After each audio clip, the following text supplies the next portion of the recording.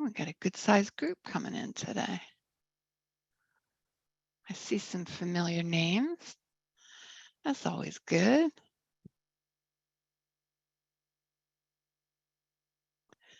We're just going to give it another 30 seconds, give people a chance to join.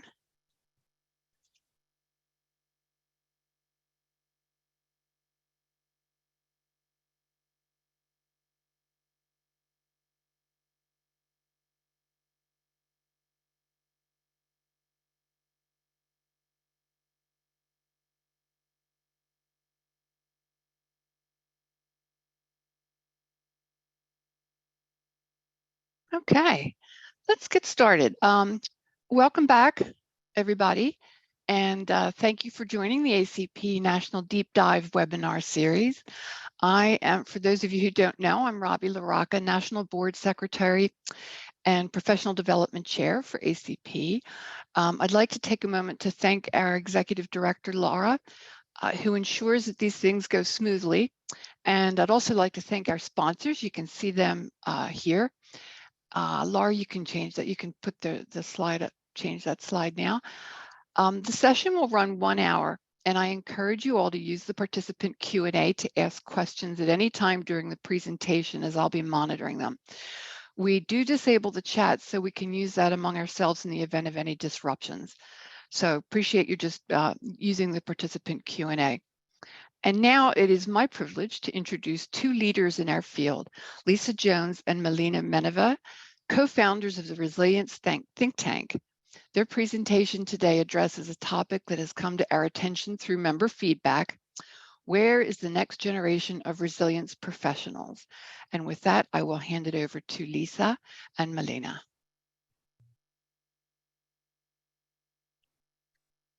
Hello, everyone.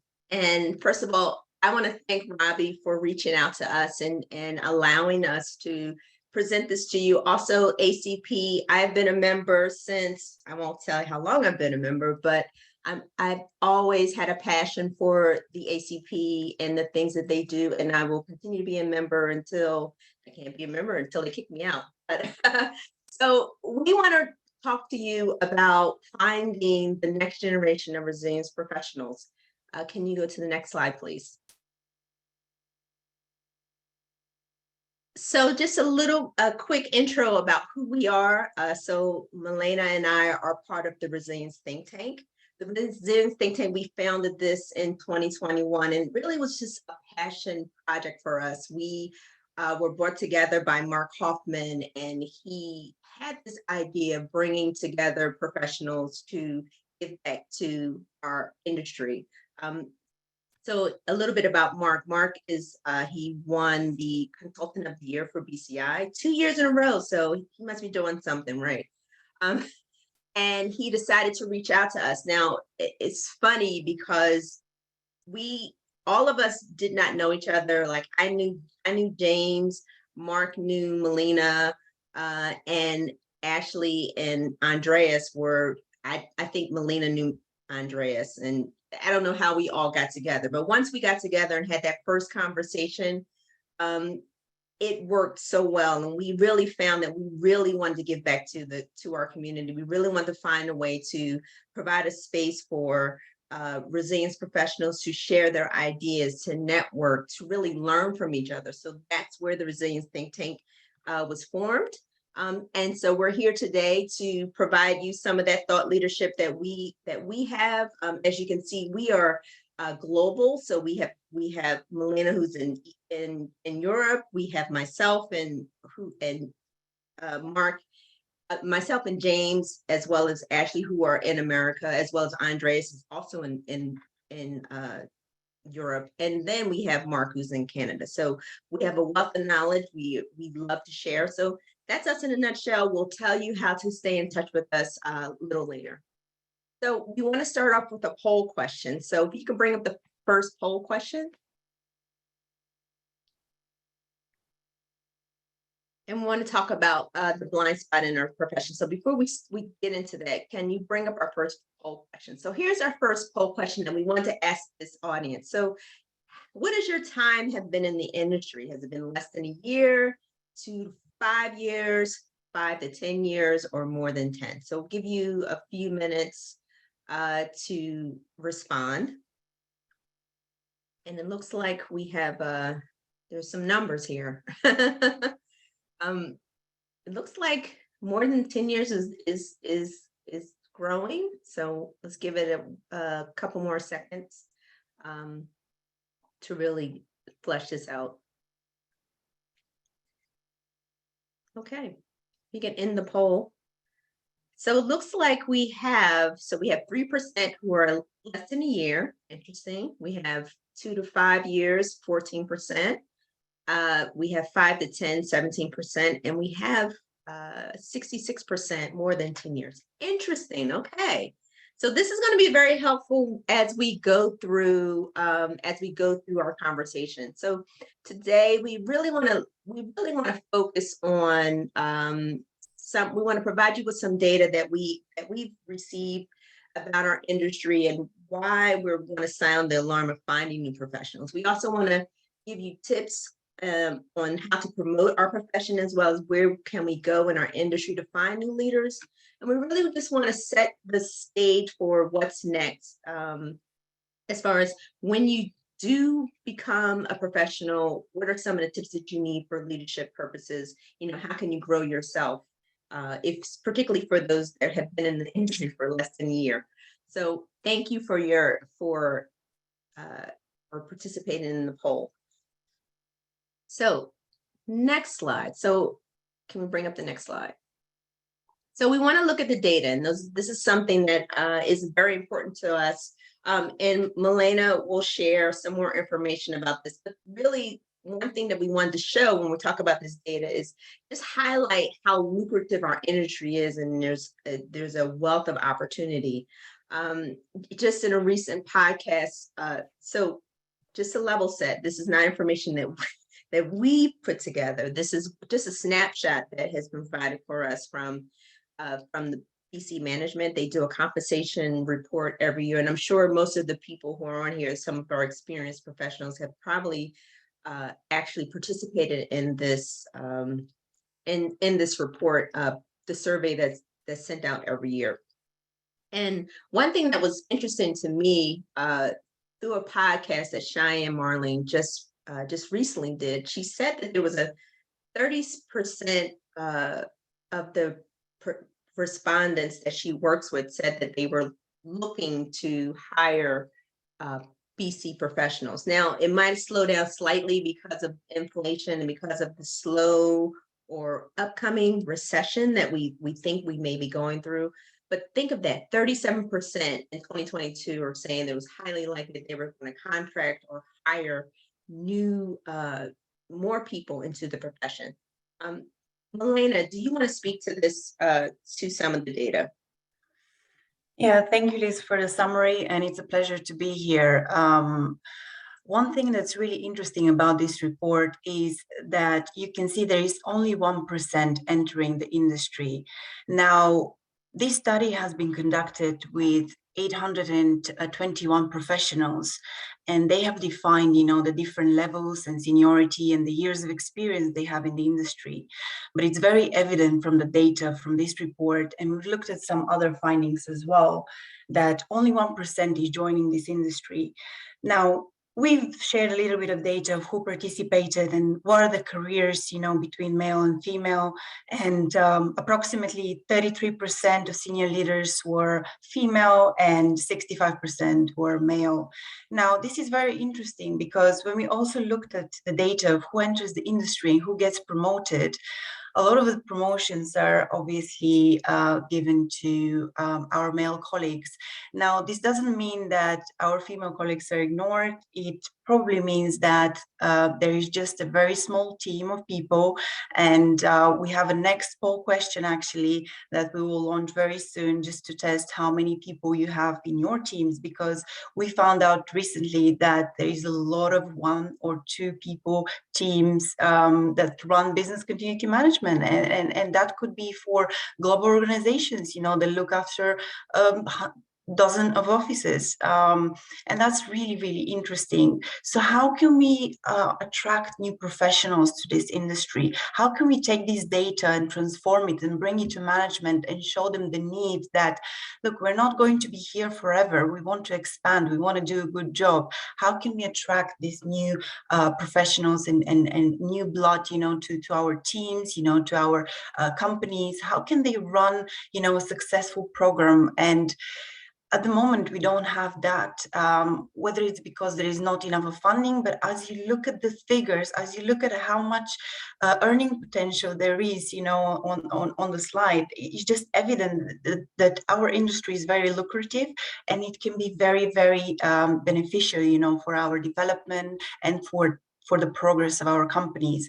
So it's extremely important to find ways to attract new professionals. Now, some of this data is also very interesting because a lot of the professionals that have been promoted or running business continuity or resilience for organizations are part of project management. So there is not a single dedicated team that does this. There will be just project managers trying to collate data, and most likely they're not really interested in growing their teams. But how can they pass knowledge? How can those that actually have teams of more than 2 or more than 5 or more than 10 attract new professionals? Would we give a chance to the new generation to actually join?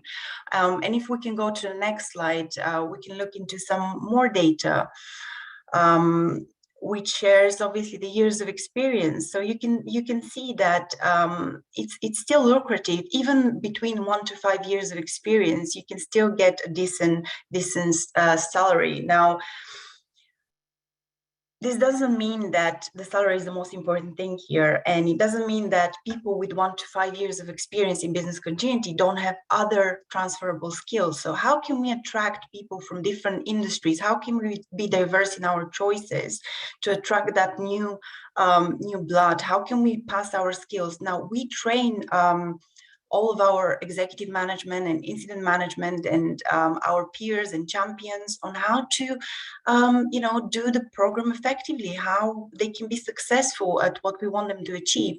Why don't we give the same chance to someone that's actually new, someone that's coming into the industry or just coming from another team with a lot of transferable skills that we can just get together. So it's very interesting to hear as well your experience. You have mostly 66% of you said that we have more than 10 years of experience. That's amazing.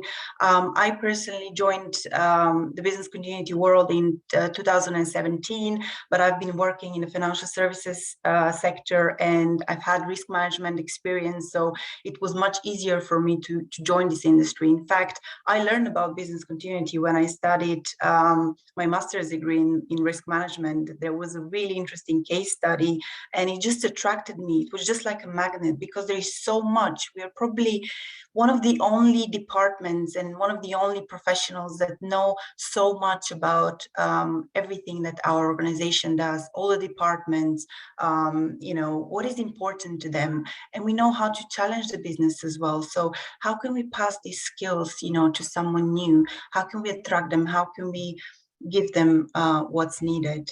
Yeah, I agree with that. And on the flip side, if you also look at this data and you look at the so we have only 2% in the industry for 1 to 2 years, but we also have people, or if you look at some of the data talking about people that have been in the industry over 16 years. So that is actually, for me, an alarm for our industry, because if you've been in this industry for multiple years, more than 15, how many of us on this call, this is rhetorical, but how many us on this call are heading towards retirement, are headed towards, we're more at the end of our careers instead of our beginning. So if we have this, and we'll talk about that in our next slide, but if more of us are at the point where we're ready to retire, what does that say about the industry if we're not bringing new people under us? So we'll go on that into in our next slide. But as we go to our next slide, then we have another poll question. If we can start that poll and go to our next slide also. So for this one, we want to know your team size. So how many people on this? Wow, I didn't even get the answer out yet. People, and you aren't answering it. So how many people are on your team? Is it I'm the only one? And I'm sure we can all kind of relate to that a little bit, or 2 to 5 people, more than 5. So just give you a second. Well, first of all, I already see, and those people that have more than 5, I want to know who those are, because I want to see how you got that. All right, just give you one more. Okay, here are the results. So here we go. So we say 34%. Only I'm the only one. We have 56% 2 to 5, and then we have only 9% 5 or more. So this is very. It's not only is it telling, it's very common within our industry. I can tell you just from my own experience, from the different programs that I have ran, I have only been the only one. Maybe I call it 1.5 because I had a boss over me, but it was my primary responsibility for the program. And as far as having, so I think that's another challenge that we have when we talk about looking at succession planning and how we are, if you go back to that data and we saw that there are multiple people that have been in this industry for more than 10 years, are we succession planning for ourselves? I think we do great jobs for our programs, and we talk to leadership and we talk about succession planning, but I don't think we're doing a great job for ourselves. I think one thing I did want to say is that, we just went through probably the biggest exercise in succession planning when we just went through this midterm election, bringing new, we just did this whole thing where we voted and got people, whether it's new Congress people or governors or mayors, but that was an action that we did in succession planning. And yet within our own industry, within our own programs, we tend to be a team of one. And who's succession planning for us? If it's time for me to retire, if I hit that Powerball a couple of days ago or yesterday, I don't think I'd be on this call, and my program would probably suffer. But that's a whole conversation in itself. Milena, what are your thoughts about that? Yeah, actually, I wanted to bring another data point from the report, which said that 74% of the professionals that responded have over 20 years of total work experience. That's alarming. And I guess what was also founded in the report is that only 19% have the business continuity expertise. Now, this is also alarming because how can they pass the right knowledge and expertise to the next generation? I've seen in my industry that most of the professionals that I work with, they are quite diverse, but I don't see anyone entering the industry. No one dreams about becoming, a business continuity or resilience professional. That's something I've definitely found out. Are you sure? You sure? I know you woke up in the morning and said, I want to be a practitioner. To be honest. Lisa Yes. and Milena, you're getting several questions here. One, I think you can pretty quickly, where did the data regarding the average annual base compensation by years come from? What was the source? Yeah, so the information that we presented was a compensation report done by BC Management. They do it every year. If you just look up BC Management and look for the business continuity compensation report, you can find this information there. Cheyenne Marling, who is the leader in consulting and finding positions in our industry. She's been doing that. She's been doing this report, I would say maybe over 11 years she's been doing this report. So it's always great to see the information that she provides. So I give her all credit. Yeah, no, she's a rock star for sure. Yes. So here's and this is from an anonymous attendee. I am about to retire and I think my boss is in denial because he hasn't started looking for my replacement. Yes, and we're going to get into that. If your boss is not looking, then I think it might be your time to at least kind of start looking for him and kind of setting him up for success. But ultimately, yes, they do have to take responsibility to finding that person. And like I said, when we're teams of one, they only think you just need this one person. I guess they think we never go on vacation. What happens when we go on vacation? Or I guess we never get sick either, which do we get sick? I don't know.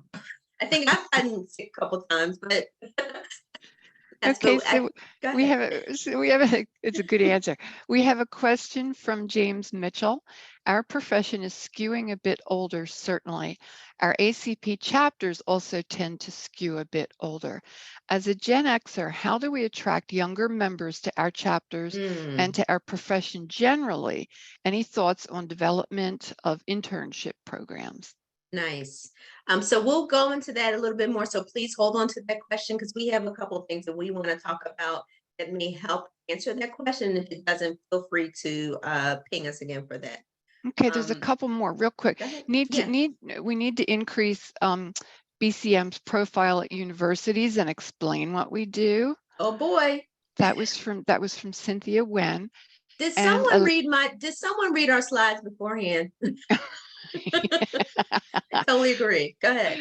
So Alicia Henderson, what are the reasons, or can you provide some reasons as to why the younger generations do not want to get involved, Generation Z and millennials?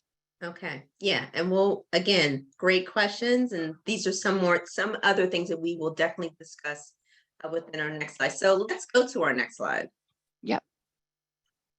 So I think the thing that those questions showed us is that there is a disconnect. And where is the disconnect? And let's be honest, first of all, our organizations may not even understand what we do.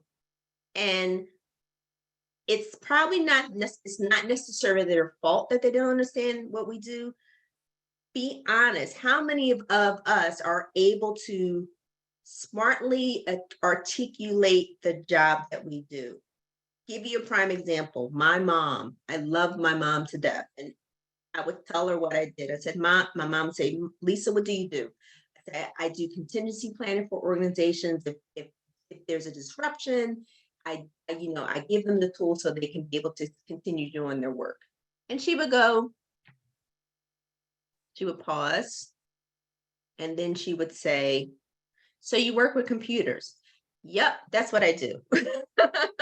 So if my mom, middle America mom, could not understand what I did, how will Gen Z, Gen X, all these millennials, how do they understand what we do? How do our organizations understand what we do? Do we sell our program enough to say we're more than just a check the box type of project? Or are we telling them, are we showing our value and not return on investment? Because we can have a whole number of conversation about that, but I think our job is to show the return of value that we provide our organization. So I see that as a problem.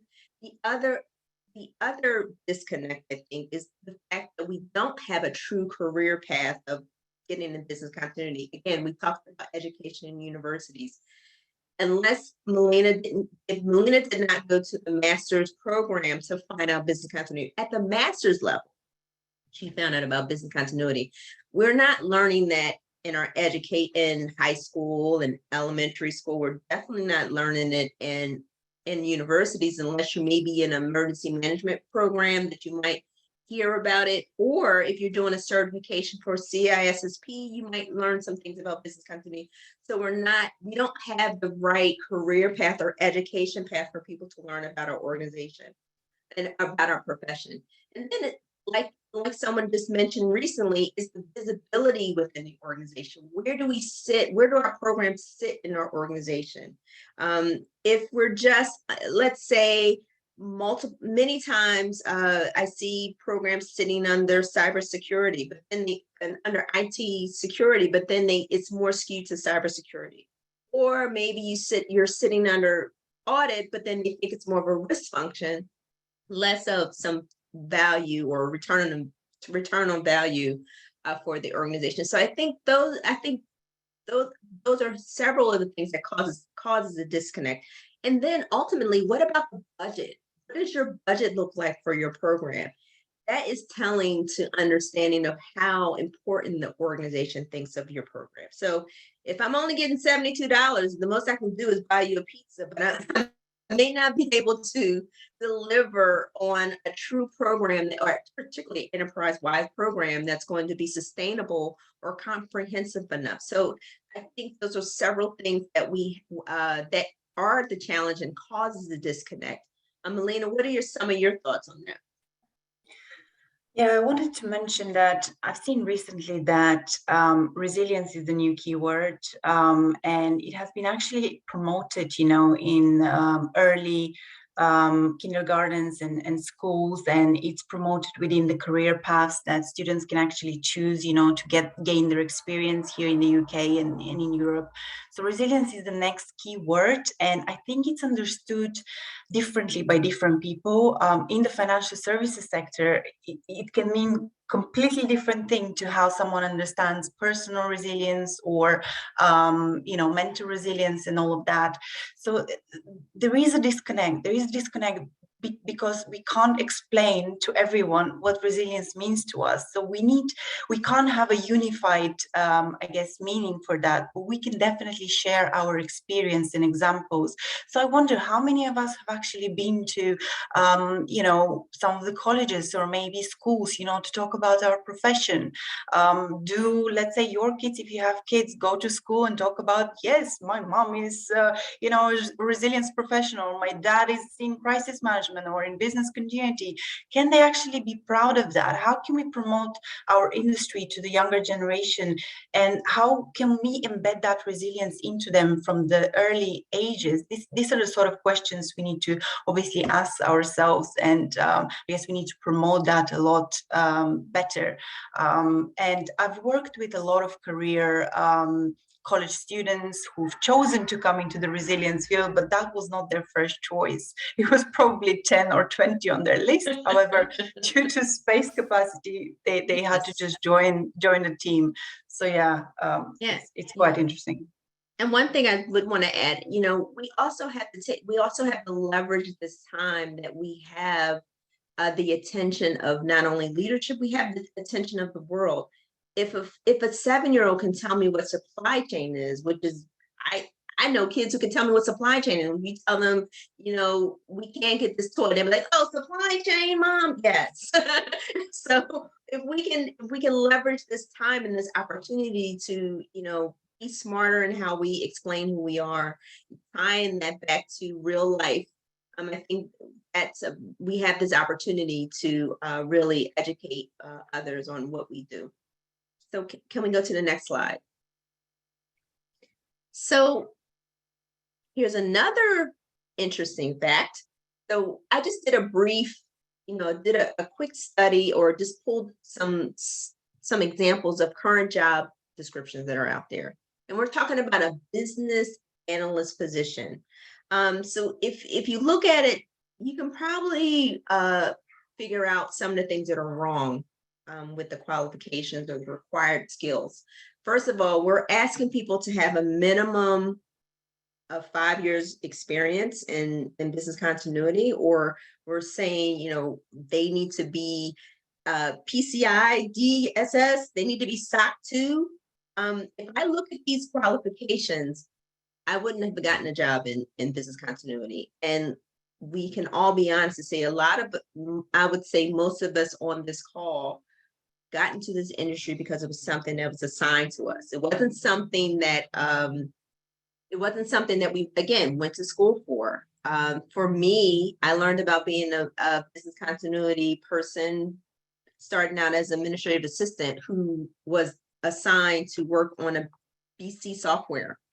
And I was like, I don't know what BC is. I'm not tech savvy. I don't want to do it. But I apparently got the short straw. So, which was fortunate for me. But how many of us actually said, put our hand up and said, I want to do this thing. Also, if you think about some of the qualifications that we're asking, could there be some unconscious bias that we are asserting when we put qualifications within our job descriptions? If we, there have been studies that show, and I don't have the study in front of me, but there's been studies that show that women in particular will pay very close attention to the qualifications and will already cancel themselves out to apply for jobs. We also know that men will tend to apply for positions even though they think they're not qualified for it. And how many times have you in your career have actually applied for a position, did the interview, and find out that the job description had nothing to do with the job that you just interviewed for? So I think a couple of things that we need to do as professionals is we need to engage with HR to help them write a true job description, to make sure that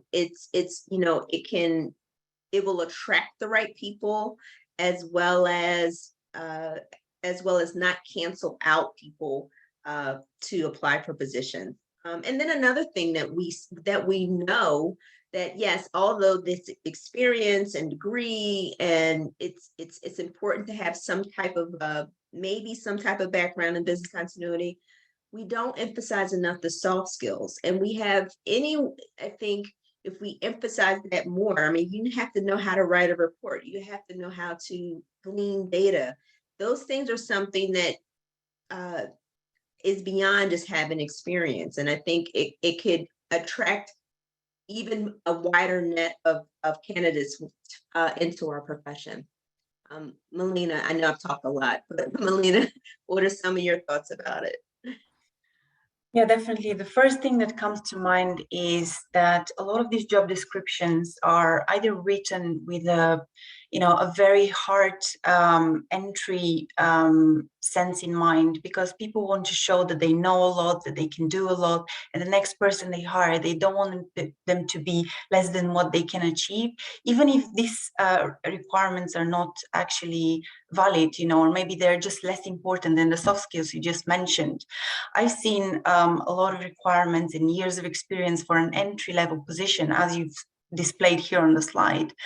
But how can we get someone that's new? How can we transfer those skills? We have to definitely be open-minded. And if the professional doesn't have qualifications or certifications, maybe we need to send them on a course. Maybe that's what they need to be motivated, because who is not motivated when they're sent on an exciting course about business continuity or resilience or emergency planning? So I know I was excited when my organization sent me to get the CBCI course from the BCI. And I think it was really exciting for me, because I had a 4-day learning course and I had to give a test, which was, I think, 2.5 hours. That test was very difficult, and nothing from that test is something that I use today. But I think that opportunity to see other people, during that course and be sent to that just gave me that strength, to get into this industry and be more proactive, engage in different networks. And I think that's what we need to do. We need to offer more of that, and we need to look for those transferable skills as opposed to just something on paper. Because we can do this. We've trained our executives, our incident management teams.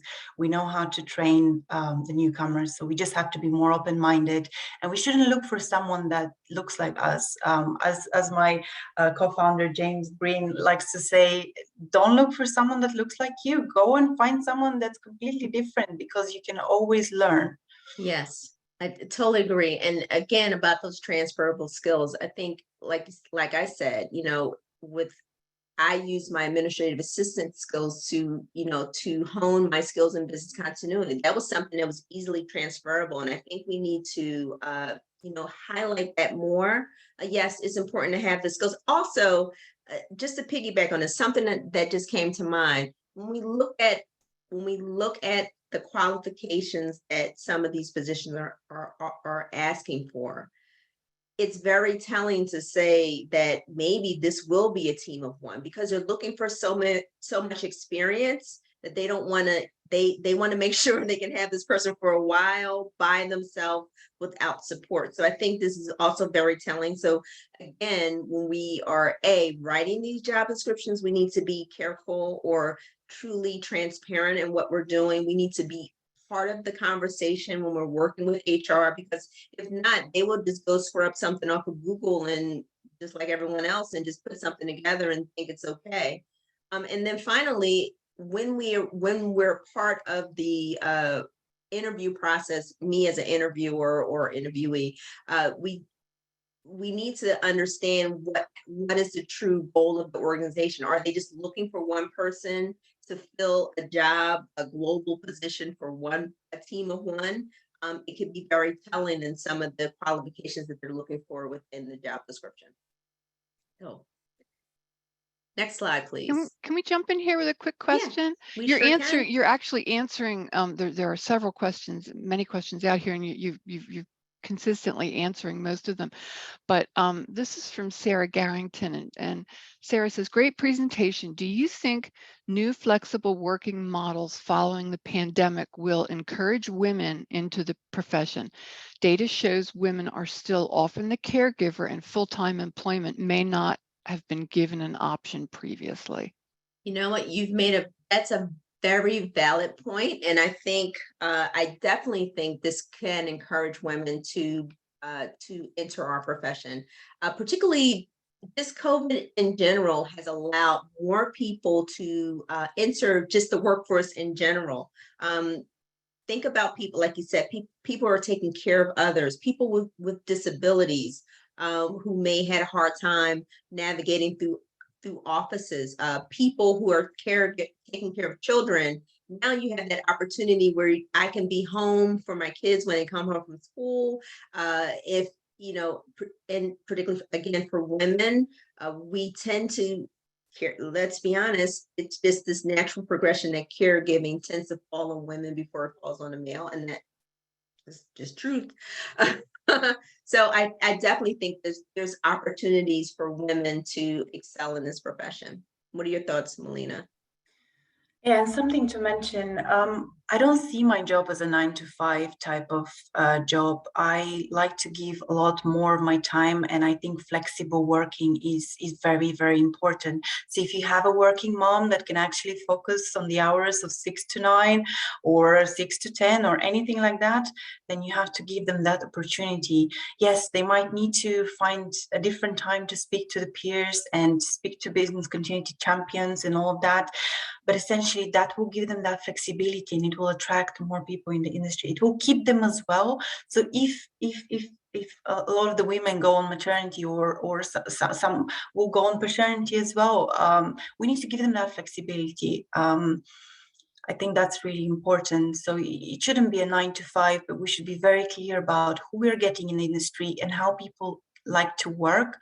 I've seen a lot of new studies and data that have been shown from Europe that a lot of people are trialing 4-day a week, or they're trialing 3-day a week with extra working hours during some of the evening hours. So that's quite interesting. That's where the world is going, and I think COVID has been very successful in promoting that flexibility, and giving us some of that option, to remain at home, to work, to be flexible. But it has also caused a lot more stress in terms of being always available, trying to answer, emails in your free time, and seeing your workstation, there, knowing that I actually need to answer all these emails and I have so many projects, and you can't really focus on the movie because you have, let's say, a small room or a small living space, or you're sharing your house with 5 other people. So, there is a lot of challenges, but there is also a lot of positives.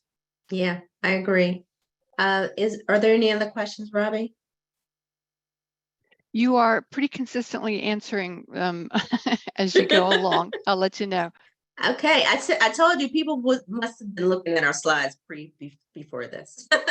So now that we talked about, some of the problems, we talked about the data that's supporting that, how lucrative and how successful we can be in this profession. Let's, give some tips of how we can bring in those new professionals. So one of the things that has been popping up a lot, I've noticed, and it seemed like it became even more important throughout COVID, is about mentoring and finding people, using that mentoring, our mentorships, whether we're a mentee ourselves or mentoring others to bring others into the profession. So one of the things, again, one of our co-founders, James, said, how many of us are actually mentoring people? And then as in a second point is how many of us are mentoring people that don't look like us? So are we mentoring men? Men, are we mentoring women? Are we mentoring people that have cultural differences?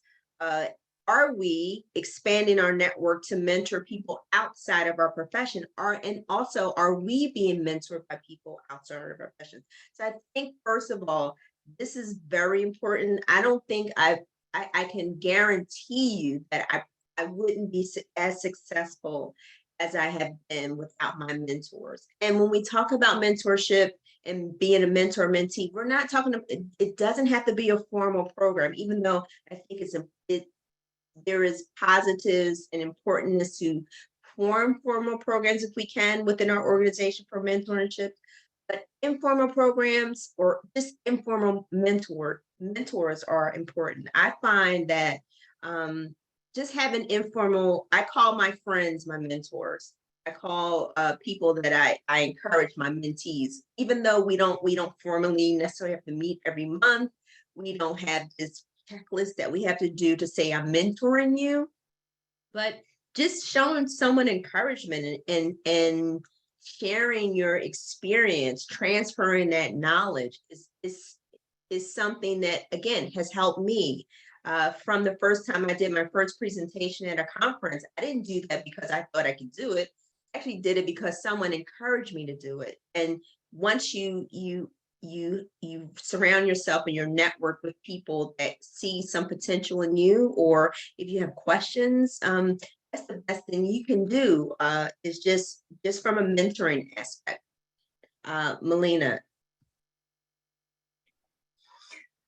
Yeah, I guess I had a really good example when I joined the industry. I worked with Rena Singh at the time. We worked for NHS professionals, which basically brings healthcare professionals into all the NHS trusts. For those of you that don't know, the NHS is obviously the national healthcare here, and essentially it was very important for us to keep a bank of doctors, of nurses, of admin staff to support that. So I worked with Rina, and she really inspired me of how to run successful programs. And the key thing there was to be consistent, to create those champions, to train them, to have the discussion with them. So when you bring them to an exercise all together, you can actually share the same values, so they can bring examples from what they've gone through, in your separate conversations, or they can just be your champions. I think another very important thing is you need to build champions. Sometimes maybe you can't speak to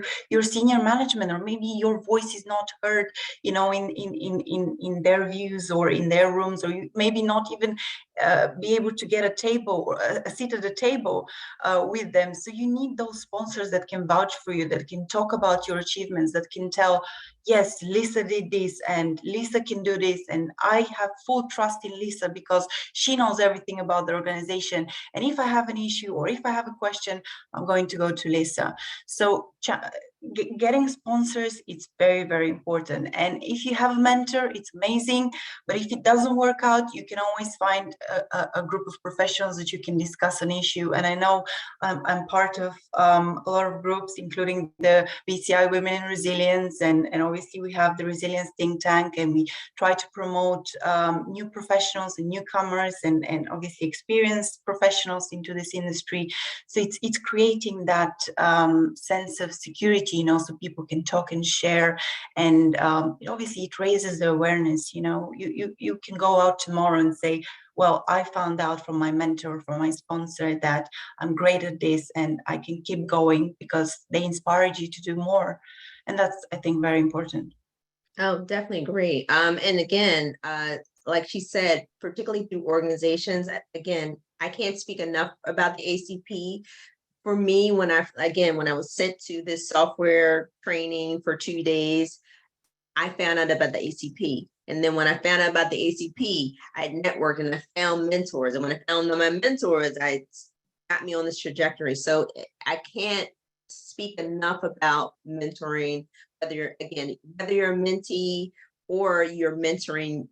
Also, another thing to think about when you're mentoring, are you being mentored by someone who's younger than you, or mentoring someone who is older than you? I mean, we all have perspectives, different ways of looking at things. So I think it would be helpful to surround yourself with all age groups, different aspects of within our industry. I think it's helpful. So we can go to the next slide, please. Did you want to add something, Milena? Yeah, I wanted to add that it's actually really interesting. Sometimes when we think of a mentor, we think of them as they're going to come and solve all of our issues, or they will be just counseling us, or things like that. But essentially, you can only get one thing at a time from a mentor. Maybe you need to work on your assertiveness, or maybe you need to work on your communication skills, or maybe it's just something very simple as knowing how to run projects. So you can get mentors for each of these things, and you can prolong the relationship as much as you like, but you can create that, I guess you can reach that hand and make that first step to get a mentor or join a network, because you feel so much more motivated to do better. Yeah, I totally agree. So this second point is, again, very important, and probably we've all experienced this, is that we probably have those people within our own either network or even in our organization that could be our next professional for our program. So when we talk about this, we really want to focus on, who are those business continuity champions that you're working with? There are people within our organization that get it, and to take them aside to say, you know what, did you ever consider maybe getting certified? Hey, have you ever considered maybe joining my team? Though all of us, again, because we don't have that true education career path where we're going from elementary school, middle school, high school, college, we all, again, we're assigned this thing. We all fell into this. Like I said, I can probably count on one hand how many people actually told me that they went to school for this. So to not use our own network, to not use our own champions within our organizations. And because our programs or our industry is, yes, you need the certification, but soft skills are very important. If you have those, I could easily choose an administrative assistant who has those skills, as well as she knows the people, they know the person in the industry. What about someone who's a newscaster or reporter? I don't know if I don't have a newscaster or reporter in my circle, but I've seen people come out of newscasting and reporting and do very well when it comes to crisis management or crisis communications. A person who works in emergency management has additional flavor that they can add to business continuity. We see a great push when we and pull from people who are in the military to come into our programs, because they understand, they might understand incident command and the order of things. So there's always opportunity to find someone just within our organization. Now, maybe it may be slightly different now that we are all virtual, so we have to do maybe an additional step by reaching out to people, but it's totally doable. Another way is when we're promoting within, can we be a part of a career day within our organization? Like Milena said, we can do it at schools, but is that something we can do within our organization? Can we be highlighted in the next newsletter for people to reach out to us to learn more about what we do? Milena, what about you? Yeah, I think these are really great points. A lot of things come to mind. It really depends on the culture and what you're trying to achieve. But I think if we go to the next slide, I can talk about what the Resilience Think Tank is doing for the industry and how they are attracting, some of the next generation into this industry. Yeah, Next slide. can we go to the next slide? You want to go to the next slide to talk about that? Yeah, so we launched a campaign to spotlight the next generation of resilience professional, and that actually included a lot of things about how to become better at engaging with stakeholders, how to become a better speaker at conferences. Maybe not everyone has that gear or maybe they just don't want to speak in front of a big audience of people, but maybe they want to contribute in an article and share their knowledge, because each one of us in the profession has so many interesting examples of how they achieve things or how challenging it was to achieve things. So it's great to be able to share that. So we at the Resilience Think Tank launched multiple podcasts, launched multiple blogs. We involved people in our industry, and I can see some of the people on the call here have definitely participated in our spotlights and blogs and podcasts.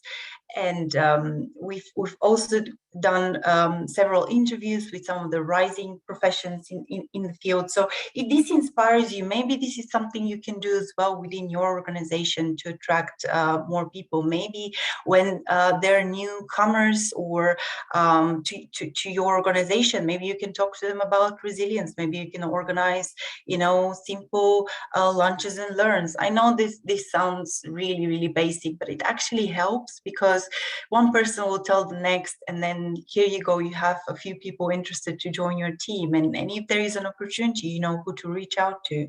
Or if you're leaving to a better job, then you can train the next person. So there is a lot of tips and tricks that you can do, but it really depends what you're looking for and how passionate you are about the industry and passing that knowledge. You just have to be open-minded for sure. But we can't really be successful, I guess, with this if we don't know the skills that are actually required. So that brings us to the next slide. And I know we have approximately 9 minutes before the session ends. And I wanted to see if anyone had any questions until this point before we jump into some of the key skills that we have. And the only thing I just want to add to that is that you have to, we put this next generation quarter together because we asked the question, what does the next generation want to know? And the big thing that came out of it, they wanted to know how to present at conferences. But we wouldn't have known that if we didn't ask. So we have to make sure that we are marketing the right way to a generation or to people in order to get them engaged. So go ahead, Milena. If I just want to check with Robbie if we had any questions. There's one question. It can probably wait till the end. It's up to you. Okay. Yeah. Let's wait and hold the rest of the questions for the end. Go. That's absolutely fine. So again, as I mentioned in the beginning, resilience can mean different things to different people. And for me, resilience is a journey, not a destination. I love saying that because it's true, and it can be, I guess, resilience is really successfully adapting to difficult or challenging situations or life experiences through mental, emotional, and behavioral flexibility. Now, this is a very complex description, but it's probably one of the easiest ones that are out there. And I guess building resilience is not easy. Learning how to cope with manageable threats is essential to your development. And how can we develop ourselves? This is not something, resilience is not something that you can learn right away. It will come to you with experience, with grit, with the way you look at life, the way you're willing to change. Are you able to actually adapt to change? Can you teach that to the next generation? Can you tell them that, yes, tomorrow is unpredictable, but if we know our data, if we know what to do, if we know who to go to, we can work together and we can be better at this. And of course, you all know we all have lessons learned, and we all have debriefs after all of our exercises. So if we can create that positive experience with resilience, some of the experiences of course are not positive at all. And I recently attended the BCI World Hybrid Conference, and we had a great workshop run by Dr. Liz Royal, and she talked about how not to deal with people who have actually experienced stressful or traumatic situations. That was really interesting workshop for me, because it made you think, yes, I want my people to be able to conduct all the works that my business is doing, but can they actually do that if they just experienced a traumatic event? Can they actually continue to operate if they've seen their colleagues, being I mean, the example she used was stabbing. I mean, that's something that happens, unfortunately, in London a lot, but it could be something even different. It could be something that you experience at home. But how can you remain calm? How can you remain adaptable and think that, yes, I can do better, and I can do better for tomorrow, because I can build that resilience and I can recover quickly. And if we go to the next slide, there is very interesting, I guess, competences that a framework that Dr. Kenneth has presented. He's a child pediatrician and a human development expert, and he proposes that there are 7 integral and integral components that create that resilience in you. So their competence, confidence, connection, character, contribution, coping, and control. Now, I won't be going into that, but you can definitely Google his way, his principles of resiliency, because they can help you to formulate even your next job description. They can help you formulate what being resilient means. And I think, some of the best thing for me was the ability to know how to handle stressful situations effectively. How can you teach that to someone? It doesn't come by not experiencing a stressful situation. And the same thing is building that confidence. How can you remain calm regardless of the situation you're facing it? These are all very valuable principles, and these are all valuable principles that can help you to control your response to a different situation. But it all comes from within. Now, we all talk about all the different certificates we need to create and all the different education we need to go through, but it's all about how we can deal with situations from within and remain calm, because that's what we need to do. And there's always tomorrow. And if you're going through something right now, I can tell you that I always look at a video which shows our Mother Earth, from above, and it's zooming out and it's showing all these other planets and galaxies, and it just shows you that we worry about the details too much. And if we go to the next slide, we can see some of the very important leadership skills that we can actually teach to the next generation, and even we can become better at them. So Robbie, if we can just go to the next slide. Thank you. So some of these are thinking skills, capacity skills, action skills. Now, this can mean very different things to different people depending on the industry you're in, but it's all about developing that self-awareness. It's understanding the reality you're in. It's becoming more optimistic about the future, because how can we attract people in our industry if we say, oh, everything is doomed, we're gonna have the world's end tomorrow, how can we prepare? This is not the right way. We have to teach people that there are some skills that they need to obviously develop, and I guess an important part of it is developing your capacity skills, your values, your creating that support base. So Lisa talked about mentoring. How can you become more successful, create that well-being for your staff, show them that you actually care, in all of your communications, because you're going to attract people to you, and you're going to project that, I guess, safety. So when an incident does happen, that you'll be there, and they will know that you'll be there, and you'll be calm, and you'll be able to guide them. So how can you teach the next generation to have these skills? So this is quite important. And again, these can mean just different things to different people, but you have to be definitely courageous. You need to know when to make a decision and when to just push things back. But most importantly, you need to persevere, and you need to be to adapt to the different situations. So I guess we have a few minutes. We have less than a minute. Yes. So can we just go through? We can go to the last slide, Robbie. First of all, we just want to thank you, and you go to the last slide. So how do you can reach us? The next slide, Robbie. You can reach us on LinkedIn. If you use the QR code, that'll take us right to our website. We tweet. We're on YouTube. I don't know about Twitter, though. I don't know how long we're going to be on there, depending on what Elon Musk, but again, that's a whole nother conversation about resilience and crisis management. But first of all, we want to thank you so much for joining us. If there's some other questions, I did see someone had asked about, in cases where senior management tends to be busy, and how do you get their attention? Instead of